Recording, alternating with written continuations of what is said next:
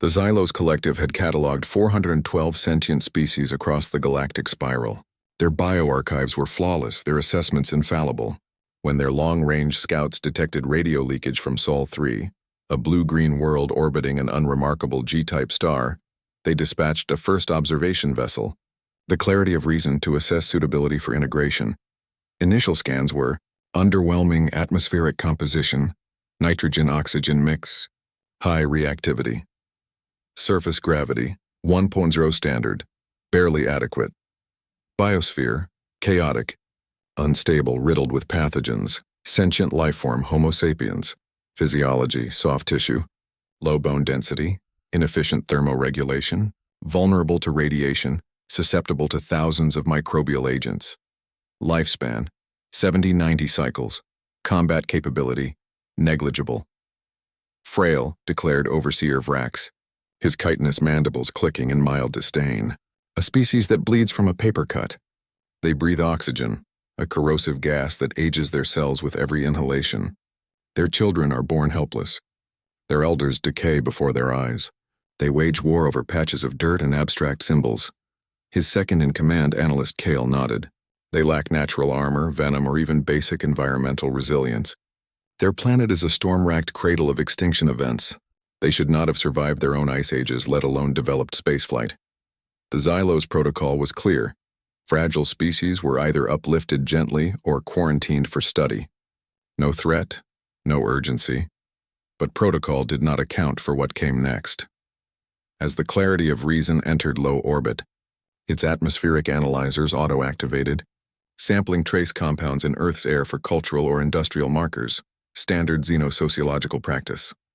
What the sensors found made the ship's AI stutter, detected airborne compounds, benzene derivatives, carcinogenic particulate matter, PM 2.5, B1 nitrogen dioxide, sulfur dioxide, ozone at ground level, microplastics, heavy metals, lead, mercury, cadmium, radioactive isotopes, cesium-137, strontium-90, synthetic opioids, pesticides, industrial solvents, and over 80,000 other anthropogenic chemicals.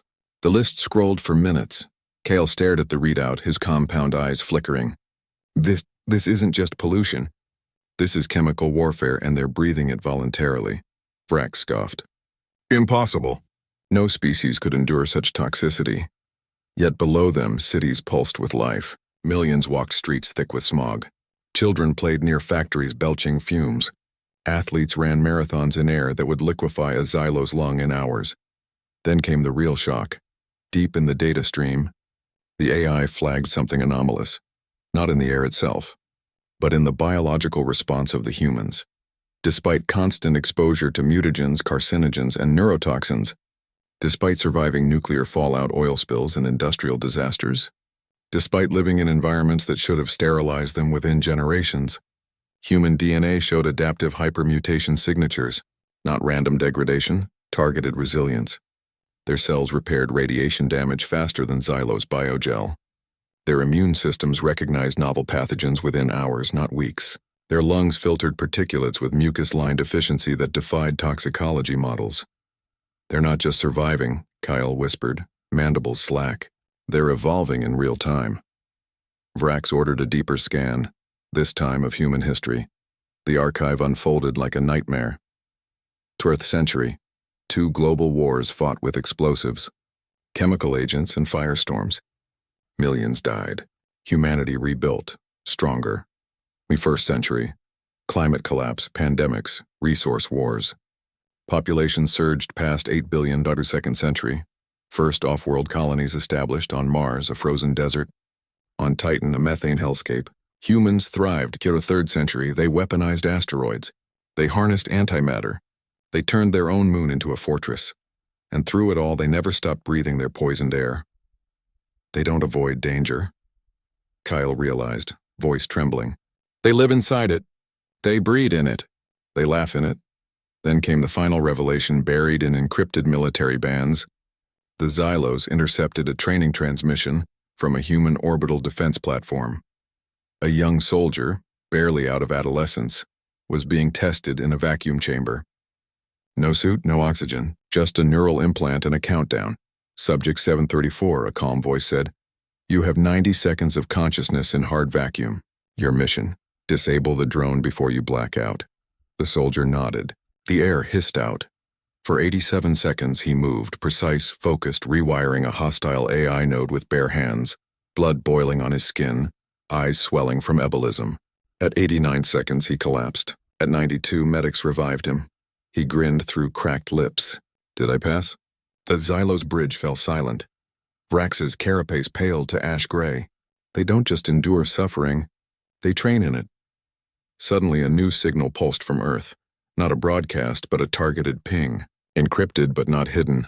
Almost inviting. Kale decoded it. It was a single file. A 3D schematic of a human-designed atmospheric processor, capable of scrubbing any known toxin, even Xylos-grade neuroplague agents. Attached was a message: you scanned our air. Now breathe ours. Terran Defense Command Vrax ordered immediate withdrawal, but it was too late. From hidden silos beneath the Pacific, from lunar craters, from asteroid belts disguised as debris, human warships powered up. Not sleek, not elegant, but brutally functional. Hulls scarred from asteroid mining, engines cobbled from fusion reactors in desperation. The lead vessel, UNS Perseverance, opened a channel. A human woman appeared on screen. Admiral Mara Chen, face lined with decades of command, eyes sharp as shrapnel. She wore no armor, just a simple uniform.